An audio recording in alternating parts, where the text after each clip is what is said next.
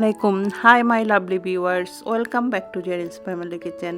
আজ আমি আবারও চলে এসেছি নতুন আরেকটি ব্লগ নিয়ে। আশা করি সবাই ভালো আছেন। আলহামদুলিল্লাহ আমিও ভালো আছি। আজকে ব্লগটি শুরু করছি যে সকালবেলা থেকে। আজকে আমার মেয়ের অ্যাপয়েন্টমেন্ট আছে ডার্মাটোলজি ডিপার্টমেন্টে, সেজন্য ভাবলাম একটা শক্ত ধরনের কোনো কিছু মানে ভারী কিছু একটা খাবার খেয়ে যাই।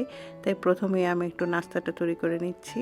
আজকে আপনাদের সাথে শেয়ার করব লেফটপটার খিচুড়ি দিয়ে খিচুড়ি ভাজা, ডিম দিয়ে খিচুড়ি ভাজা। এই যে এখানে 6টি ডিম নিয়েছি, আর নিয়েছি এখানে আপনার জাস্ট 4 কাপ খিচুড়ি আর কি ছিল সেই খিচুড়ি। আর পেঁয়াজ কুচি নিয়েছি এখানে 1 কাপ। তারপর এখানে একটা মরিচ এটা পাওয়া যায় মোটা টাইপের হ্যালোপেনো, সেটা নিয়েছি আধা কাপ। এখানে আবার পেঁয়াজ কুলি নিয়েছি আপনার হাফ কাপ, সবুজ অংশ হাফ কাপ, আমার নিচের অংশটা নিয়েছি আমি হাফ কাপ। এটা দিয়ে এখন এর তৈরি করে দেখা যায়। এটা তো আপনার ভাত ভাজা খেয়েছি, পোলাও ভাজা খেয়েছি, সবই তো খেয়েছি। এখন আজকে আমি করে দেখাবো খিচুড়ি ভাজা।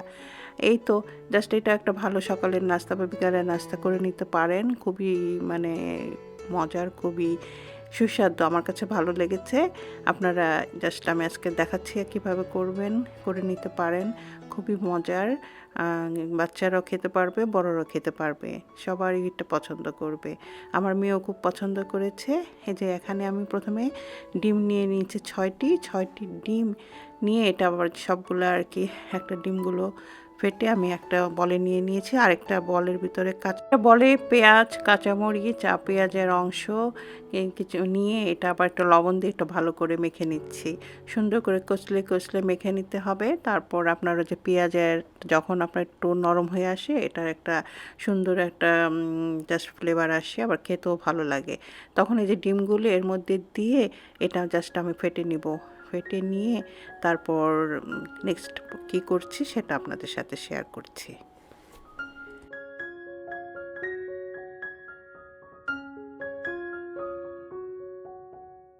এখন আমি জাস্ট একটা ফ্রাই প্যানের মধ্যে দিয়ে দিলাম 2 টেবিল চামচ তেল। 2 টেবিল চামচ তেল দিয়ে আমি আর ঘি দিয়ে যেহেতু খিচুড়িটা করেছি, ঘি দিলাম না, আপনারা ঘি দিতে পারেন। এখন আমি যে ফেটে রেখেছিলাম যে ডিম আর কাঁচামরিচ, ধনেপাতা সব কিছু, সেই মিশ্রণটা পুরোটাই দিয়ে দিলাম।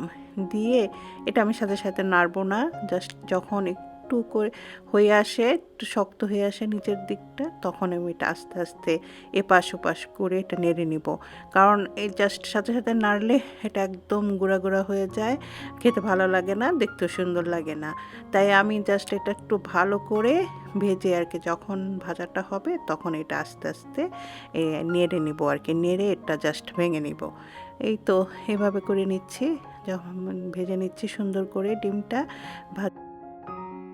ডিমটা আমার ভাজা হয়ে গেলে জাস্ট আর কি আপনার পুরোপুরি একদম ওভার কুকড করবো না আর কি, ওভার ভাজবো না, জাস্ট ভাজা আর কি। ডিম ভাজা হয়ে গেলে এটা তুলে নিচ্ছি, তুলে নিয়ে তারপর আপনার সেই ফ্রাই প্যানেই আমি এটা রান্না করব।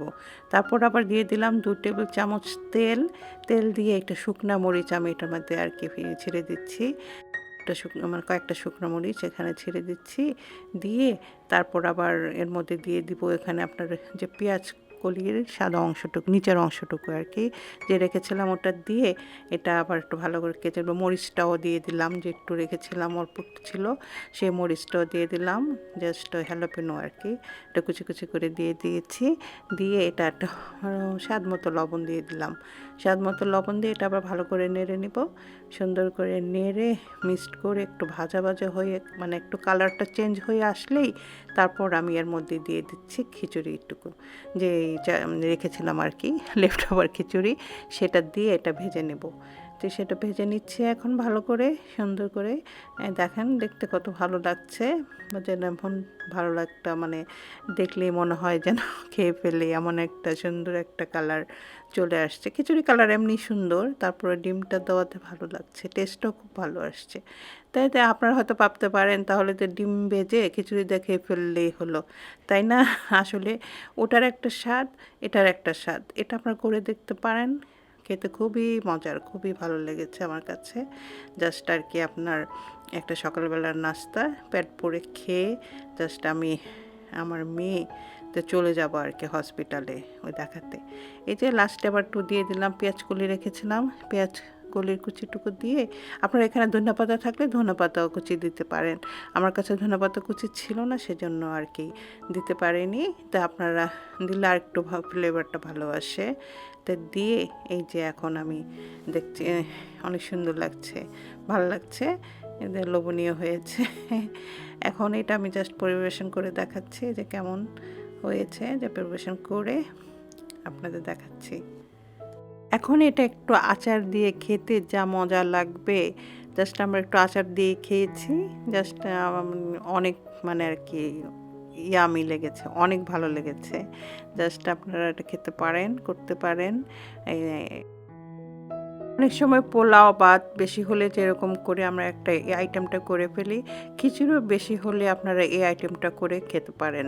জাস্ট আপনারা একটা ভালো একবেলার খাবার তো হয়ে যায় না ফেলে দিয়ে, তো এইভাবে আমরা একটা করে নিতে পারি। খেয়ে দিয়ে হসপিটালে চলে আসলাম। আমার মেয়ে এখানে রেজিস্ট্রেশন করছে, এই যে ডার্মাটোলজি ডিপার্টমেন্টে। জাস্ট ওয়েট করতে বললো, ডক্টর কল করবে। জাস্ট ওয়েটিং এরিয়াতে যে সবাই আমরা দূরত্ব রেখে বসেছি। এখন আমার মেয়ে বলল পানি খাবে। আপনাদের একটা মজার জিনিস দেখাই, দেখাবো আপনাদের এখন। এই যে আমাদের ভেন্ডিং মেশিন, এখানে চিপস আর ড্রিঙ্কস পাওয়া যায়। আমি এই যে ওয়াটার নিব, ওয়াটারের প্রাইস এখানে 150 ওই যে দিয়ে দিলাম আমি।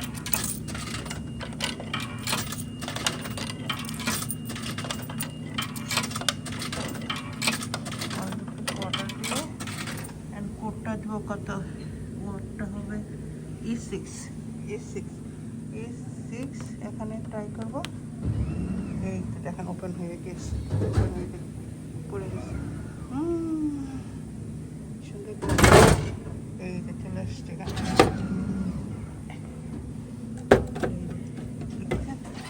সুন্দর তাই না, কি মজা লাগলো তাই না, ভালো লাগলো না? এটা আসলে আমেরিকার সব জায়গায় এরকম ভেন্ডিং মেশিন করে রাখে। আপনার ইচ্ছা করলে এখানে চিপস, সোডা, পানি সব কিছু নিয়ে খেতে পারেন।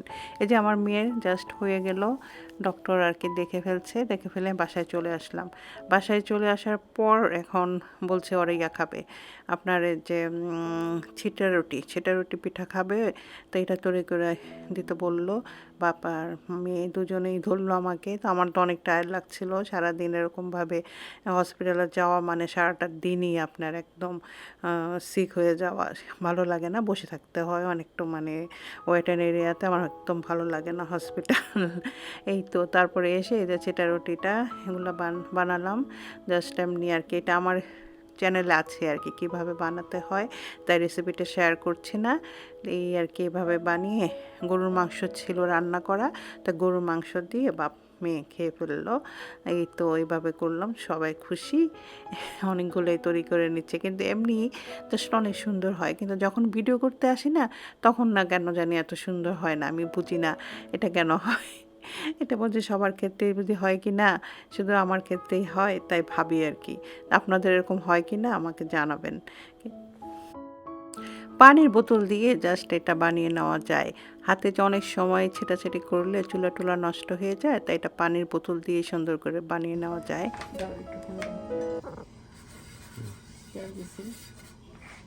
তারপরে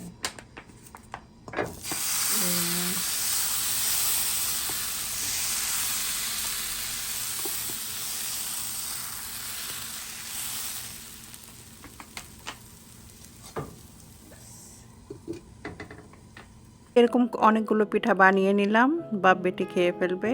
তাই গরুর মাংস আছে, গরুর মাংস দিয়ে ওরা এটা খেয়ে ফেলবে। তো মাইকে কেমন লাগলো আজকের ব্লগটি? যদি একটু ভালো লেগে থাকে অবশ্যই লাইক, কমেন্ট, শেয়ার ও subscribe to my channel please.